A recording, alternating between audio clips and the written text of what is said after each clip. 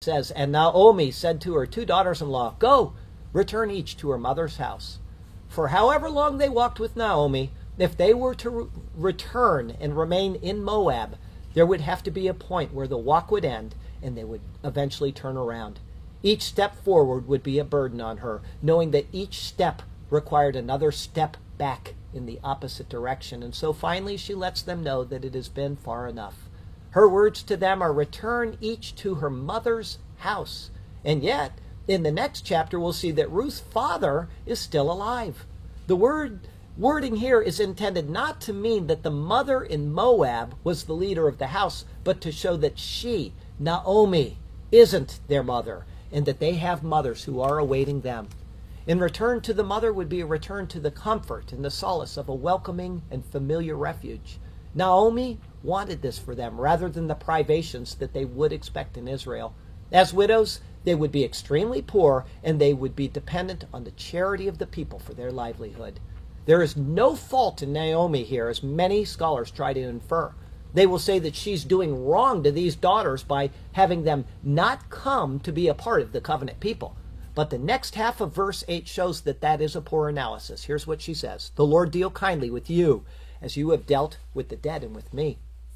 The marriage of a woman implied that she was uniting herself to the religion of her husband. In turning back to Moab, it would imply that they were no longer bound to that faith. But Naomi's simply understood theology was that the Lord was the one true God, and that he reigned not only in Israel, but in Moab as well. Her words then are a pronounced blessing on them as an acknowledgement of his sovereignty. In her plea, she asked Jehovah to deal with these two faithful daughters-in-law just as they had dealt with her. It is an exemplary note of their attentive care to her through her many trials and many sadnesses. For those who are interested in these type of things, and this, I love this type of thing, this verse here contains a little peculiarity in the Hebrew. The pronoun which should be feminine is actually masculine. A literal translation says, "The Lord make masculine grace upon you, as you have done masculine with the dead and me." It should be feminine.